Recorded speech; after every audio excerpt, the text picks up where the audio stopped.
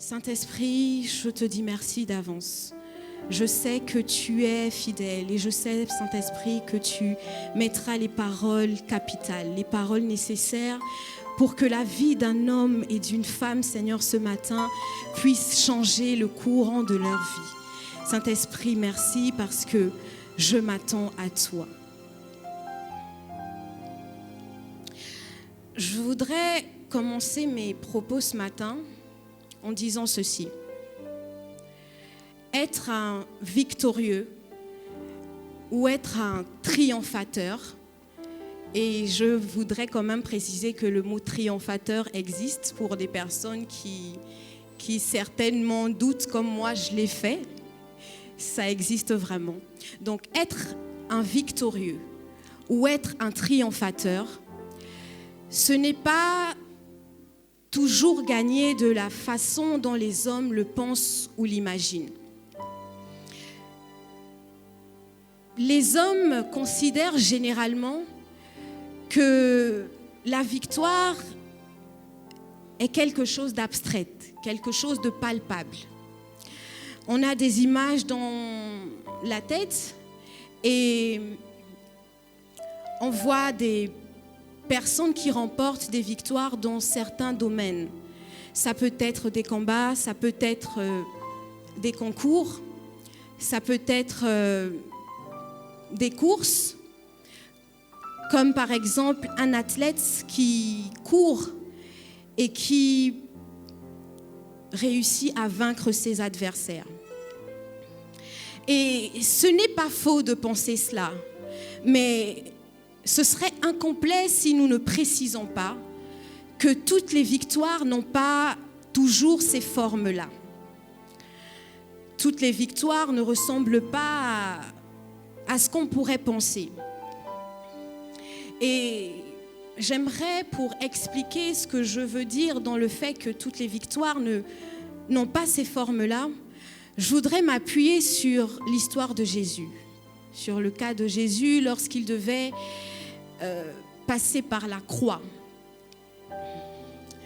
Lorsque Jésus était à la croix, rien ne présageait que Jésus allait obtenir une quelconque victoire. Nous savons que Jésus a été flagellé, Jésus a été dénudé, Jésus a été cloué. Et en fait, lorsque ceux qui en voulaient à sa vie, donc les Juifs, regardaient à Jésus, ils se disaient certainement, visiblement, ça semblait ressembler à la défaite de Jésus. Ça semblait ressembler à la fin de Jésus.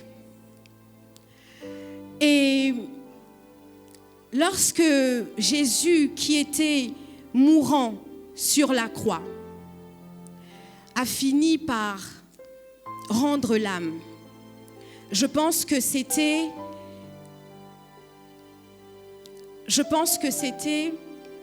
la chose qui venait d'attester que les Juifs avaient la victoire. Mais nous nous rendons compte que finalement, ce qui paraissait sembler être une défaite était au contraire une victoire pour Jésus.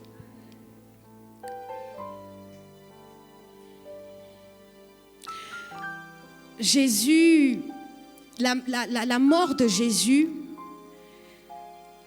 était bien plus qu'une victoire. La victoire de Jésus, en fait, était une victoire qui allait toucher toute l'humanité entière. La victoire de Jésus, c'était en fait, la mort de Jésus, c'était en fait la défaite du mal. Et donc la victoire sur le péché, la victoire sur la mort, la victoire sur Satan, la victoire sur les puissances du mal. Colossiens 2,15 nous dit: il a dépouillé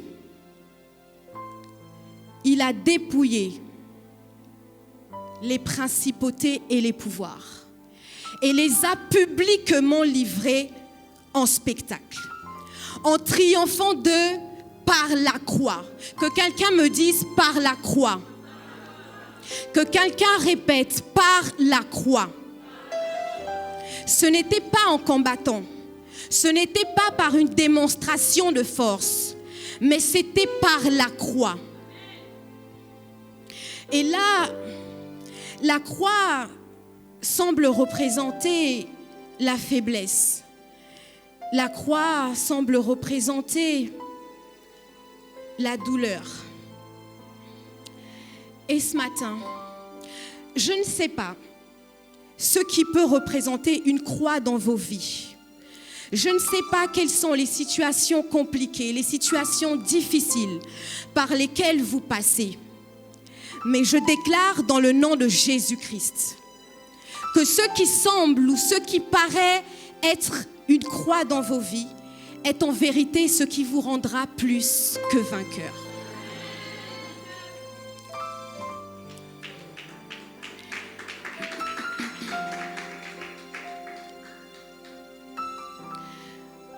Nous vivons parfois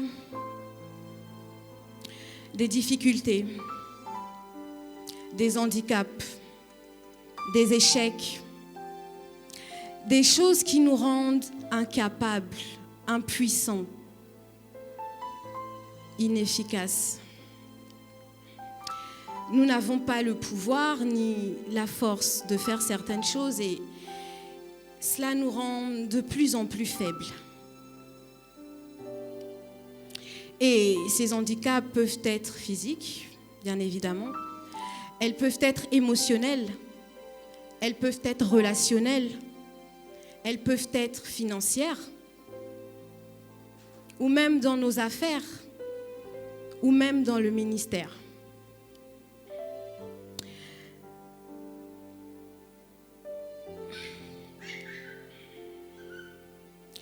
Ici, nous avons l'histoire d'un homme qui était handicapé depuis 38 ans et qui désirait être guéri de son handicap. Et à la lecture de ce texte que nous venons de lire, nous pouvons avoir, pas que nous pouvons avoir, en fait, nous avons le récit d'une guérison. Mais je pense que, au-delà du fait que nous ayons le récit simplement d'une guérison, nous avons l'histoire d'un homme qui était handicapé pendant 38 ans et qui attendait un moyen d'être guéri, une occasion d'être guéri.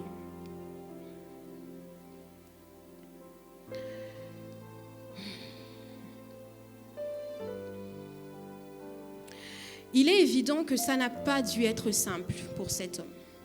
Je pense que vous pouvez vous imaginer 38 ans, être allongé sur un lit. Certains d'entre nous n'avons même pas encore 38 ans. Mais cet homme, c'est vrai qu'on ne nous précise pas quel âge avait cet homme. Tout ce qu'on sait, c'est qu'il était paralysé pendant 38 ans. Et je pense que ça n'a pas dû être simple pour lui. Je peux imaginer le type de solitude que cet homme a pu vivre. Je peux imaginer le type de frustration que cet homme a pu expérimenter. Et certains d'entre nous, parfois, c'est ce que nous vivons. Nous expérimentons la solitude, nous nous sentons seuls, sans personne pour nous aider. Parfois, nous nous retrouvons dans des situations compliquées et un peu comme cet homme, nous ne voyons personne. Je me rends compte, ou je me suis imaginé cet homme allongé pendant 38 ans. Et je me suis dit, qu'est-ce qu'il faisait? Certainement la main tendue pour demander de quoi manger. Certainement que le fait de savoir qu'il dépendait des gens, qu'il était obligé de tendre sa main pour avoir de quoi manger, le rendait davantage faible, faisait en sorte qu'il perdait confiance en lui et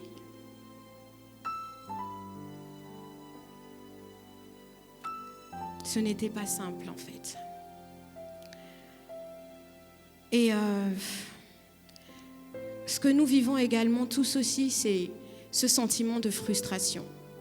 Lorsque nous pensons que nous sommes en retard, comparé à d'autres personnes, nous avons le sentiment que nous stagnons, que notre vie n'évolue pas.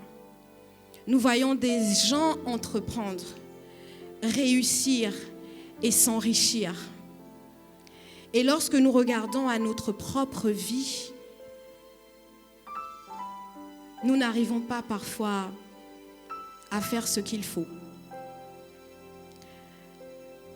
Le fait de se dire « à quand mon tour ?» Le fait de penser que la bénédiction n'est possible que pour les autres et pas nous.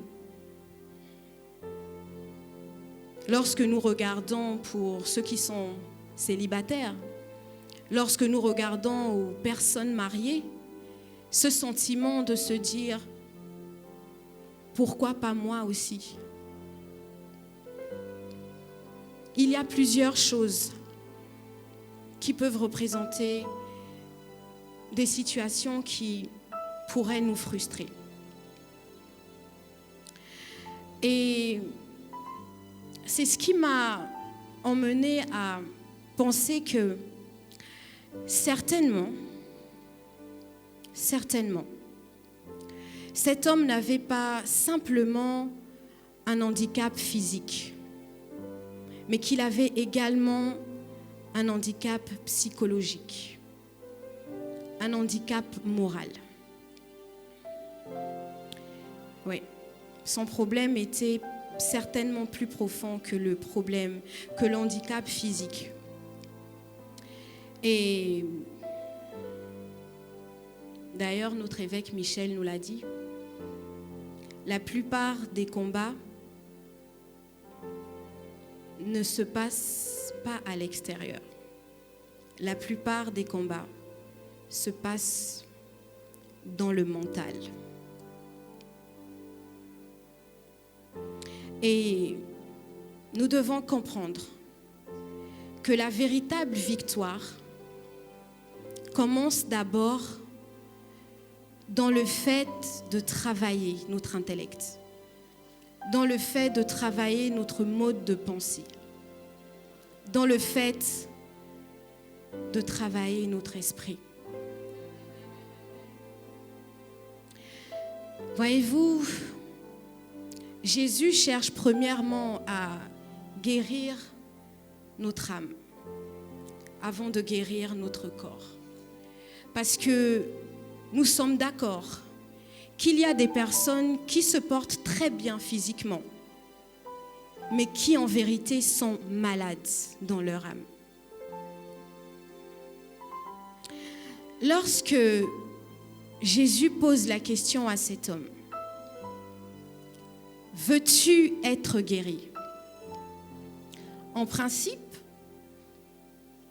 l'homme devrait répondre oui. Vu que ça fait 38 ans qu'il est malade et qu'il essaie de se rapprocher tant bien que mal pour essayer de plonger dans la piscine. La réponse, on ne réfléchit pas. La réponse serait oui. Mais que va dire cet homme ? La première chose qu'il fait, c'est de remettre la faute sur les autres. Seigneur, je n'ai personne pour me jeter dans la piscine quand l'eau est agitée. Oui. Il aurait pu dire, Seigneur, mon handicap m'empêche d'accéder à la piscine. Mais au lieu de ça, il considère que certainement pour que Jésus ait de la pitié, ait de, je ne sais pas comment le dire, de la compassion, merci. Il estimait qu'il était préférable pour lui de dire « Je n'ai personne pour me jeter dans la piscine ». Et sa réponse vient comme mettre en lumière son état de pensée.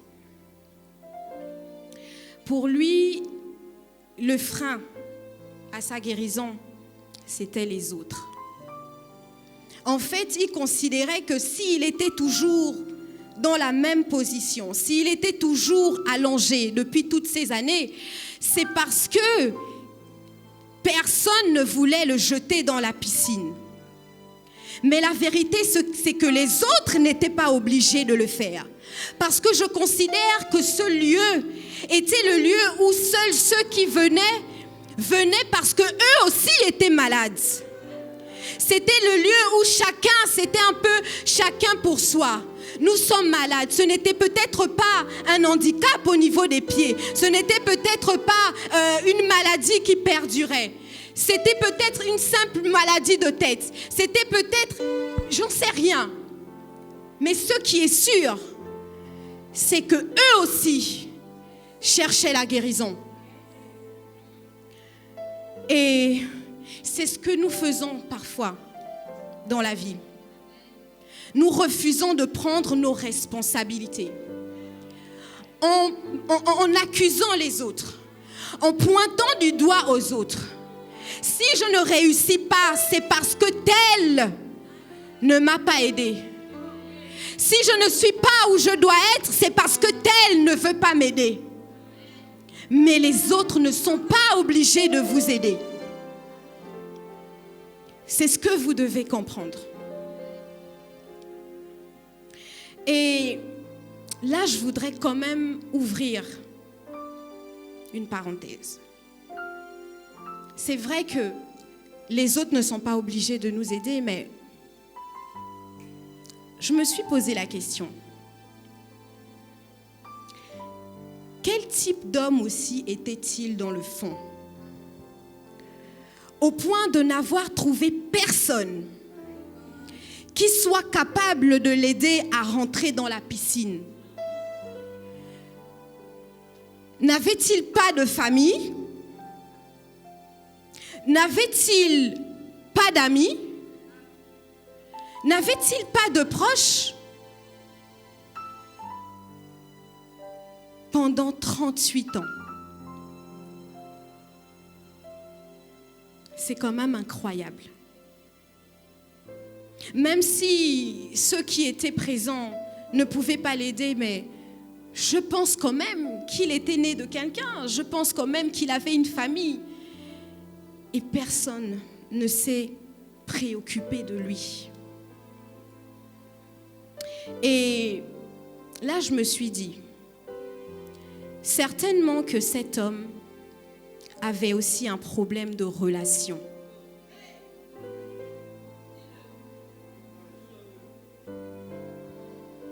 Ouais. Il avait certainement aussi un problème de relation. Au point que personne n'ait voulu l'aider durant 38 ans. C'est pourquoi, frères et sœurs dans le Seigneur, ce matin encore, je voudrais nous encourager. Nous devons veiller à entretenir de bons rapports avec les autres. Nous devons veiller à entretenir de bons rapports avec les autres.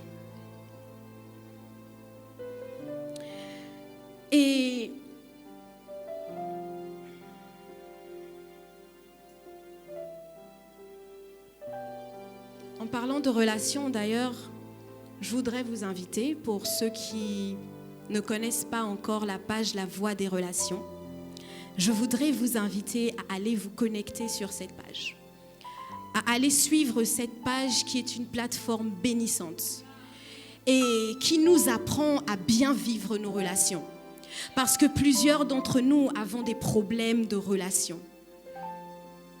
Et on a de cesse de nous le dire ici. Jésus et nous, ce n'est pas suffisant. Nous avons aussi besoin des autres pour avancer. Nous ne savons pas ce par quoi nous pouvons passer demain ou quelle situation pourrait nous maintenir au sol et nous ne savons pas qui pourrait nous aider. C'est pourquoi nous devons veiller à entretenir de bonnes relations. La Bible dit « Malheur à l'homme seul, car s'il tombe, car lorsqu'il sera tombé, il n'aura trouvé personne pour le relever. » Malheur à l'homme seul. Et là, je voudrais suggérer,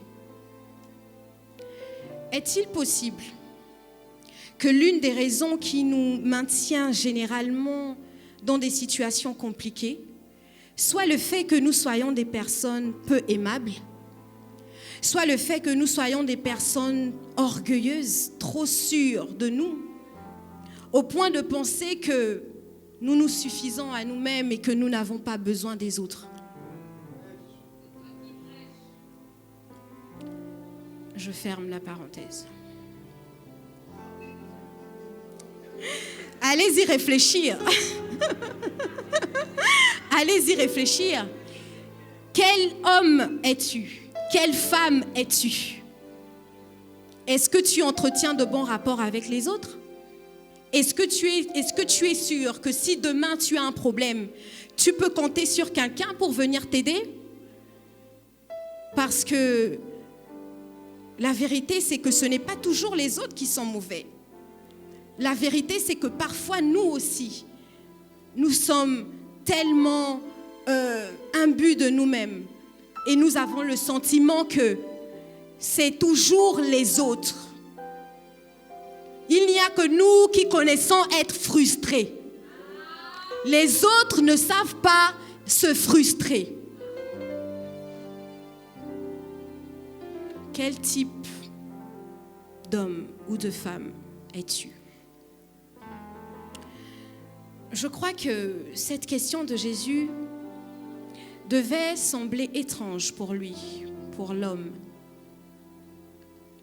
voire même impossible, parce que c'était quelqu'un qui finalement avait réussi peut-être à accepter sa situation et il se voyait comme étant un cas désespéré, comme un malade incurable.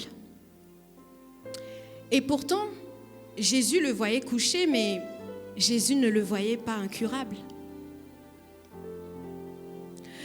Je voudrais dire ce matin que là où nous voyons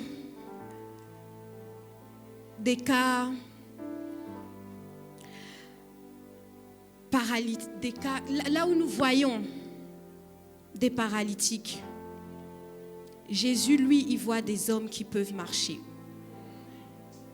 Là où nous voyons des cas désespérés, Jésus, lui, il voit des cas d'espoir. Là où nous voyons des hommes qui n'ont plus rien à faire de leur vie, qui se disent à quoi bon, Jésus voit un avenir merveilleux. Et je ne sais pas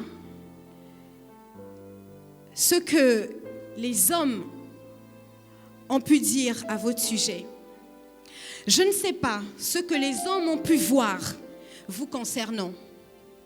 Je ne sais même pas ce que les hommes ont pu penser concernant votre vie. Mais ce que je sais ce matin, c'est que Jésus te pose cette question. Veux-tu être guéri.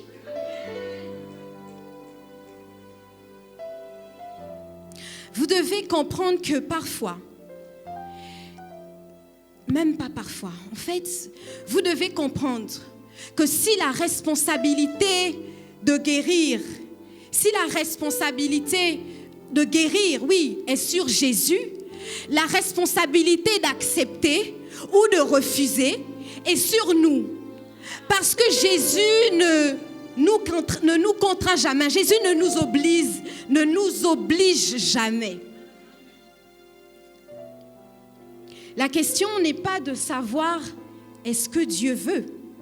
La question est de savoir est-ce que tu veux.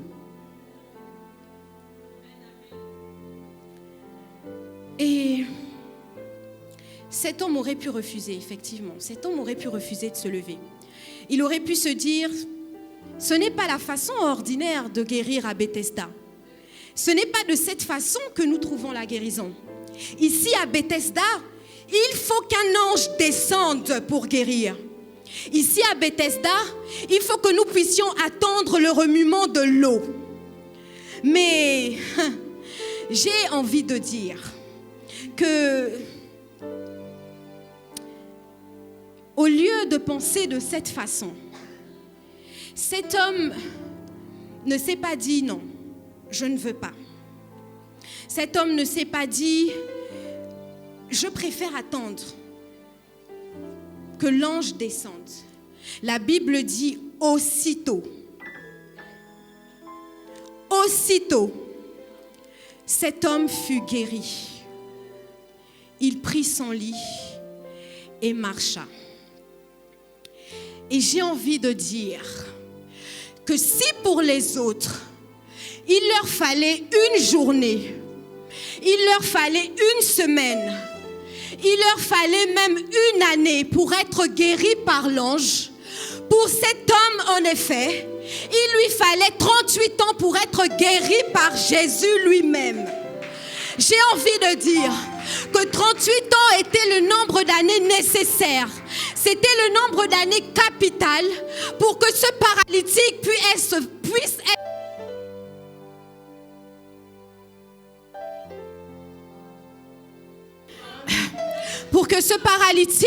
puisse être face à face avec Jésus. Parce qu'en fait, la vérité est que cet homme n'avait pas simplement été guéri de sa paralysie physique, mais il avait aussi été guéri de sa paralysie morale. Il avait été aussi guéri de sa façon de penser. Mettez les bouches.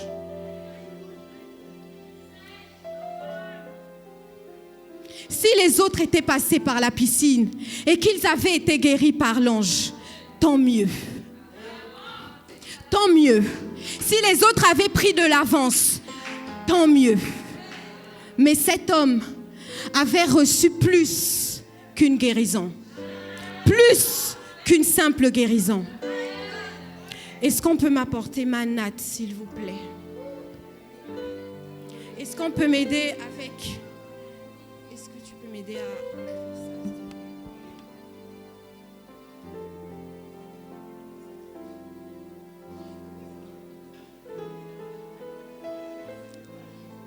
Est-ce que tu peux mettre ça?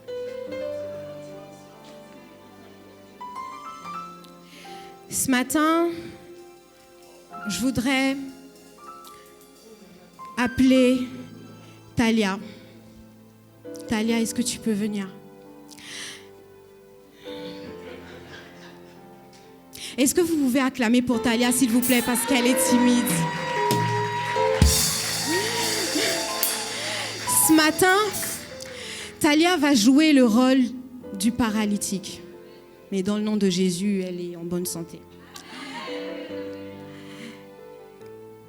Moi, je vais jouer le rôle de Jésus. Et tu devras faire exactement ce que Jésus te demande de faire.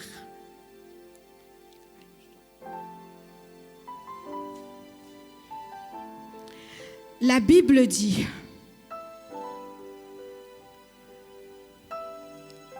Lève-toi.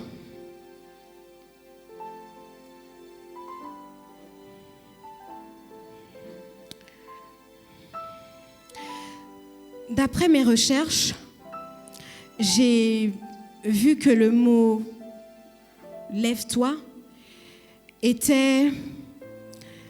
signifiait en grec « egiro ». Je ne sais pas si je le prononce bien, mais ça s'écrit E-G-E-I-R-O. Egiro. Et ça, c'est le même verbe que le mot « ressuscite ».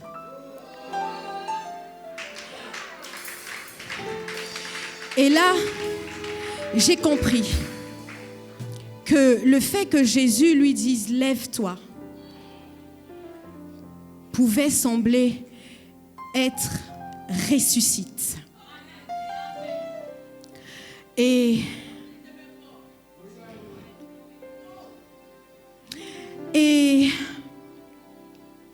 ce matin, je ne sais pas quelle est la situation qui veut te maintenir au sol. Je ne sais pas quelle est la chose qui veut te garder à terre. Mais je déclare sur ta vie que de la même façon qu'elle s'est levée physiquement, tu te lèves aussi sur tout ce qui pourrait te paralyser et t'empêcher d'avancer.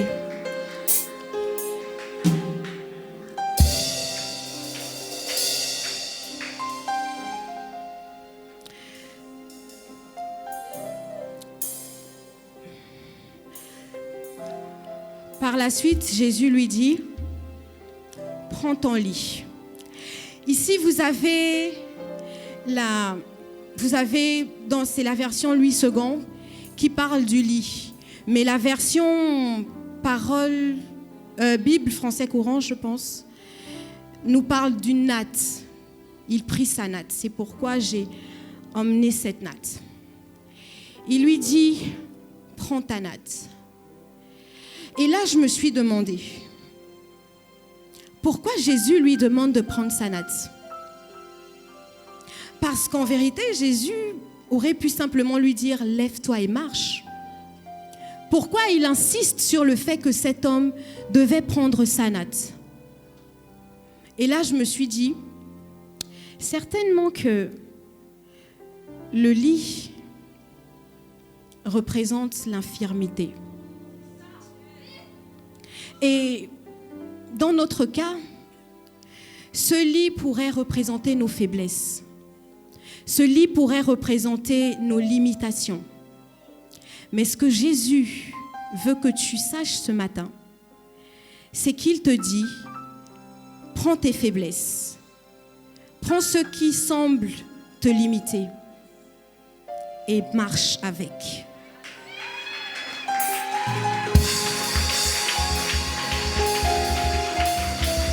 Ensuite, Jésus lui dit, marche.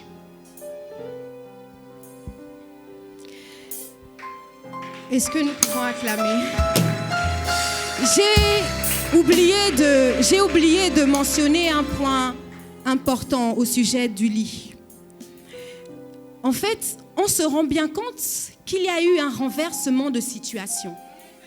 Parce qu'en fait, la chose qui portait le malade, c'est maintenant, on se rend compte que c'est maintenant le malade qui le porte. Et donc, à ce moment, nous comprenons bien que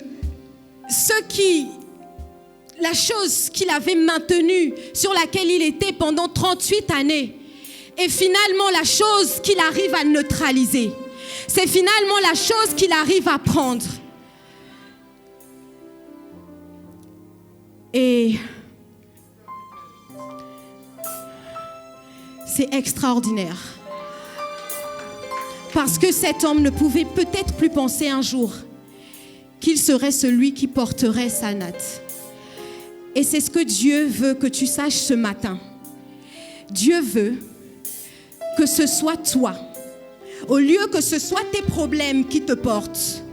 Dieu veut que ce soit toi qui puisses maîtriser tes problèmes.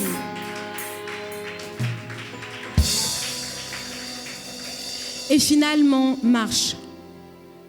Nous savons que pour marcher, il nous faut au préalable nous mettre debout. Merci. Il nous faut au préalable être debout. Parce que c'est seulement en marchant, voyez-vous, que nous pouvons prendre le pouvoir sur nos situations. Et ce pouvoir ne s'active que lorsque nous prenons la décision d'avancer et non lorsque nous restons sur place. Et ce que je sais aussi, c'est que même lorsqu'un malade est sur sa chaise roulante, il peut quand même, malgré son handicap, il peut quand même avancer. Voici quelqu'un qui était considéré comme faible, comme incapable, comme impuissant. Quelqu'un dont la situation semblait chaotique, mais qui, finalement, réussit par triompher. Et je voudrais finir avec cela. Il y a une phrase populaire qui dit « Ce qui ne te tue pas te rend plus fort ». Mais ce matin, ce que moi je voudrais te dire, c'est que ce qui ne t'arrête pas te rend plus fort.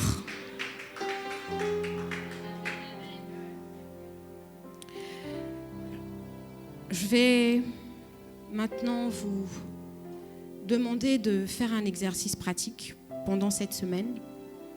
Je vais vous demander d'identifier toutes les choses qui pourraient sembler être des handicaps dans vos vies, toutes les choses qui pourraient sembler être des freins, des blocages, des choses qui vous empêchent de voir plus loin.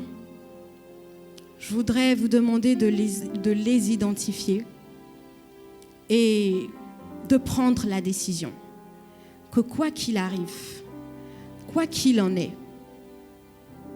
je dois marcher. Vous devez prendre la décision de vous lever de ces choses, de ces handicaps. Vous devez prendre la décision de vous lever et de marcher avec. Que Dieu vous bénisse.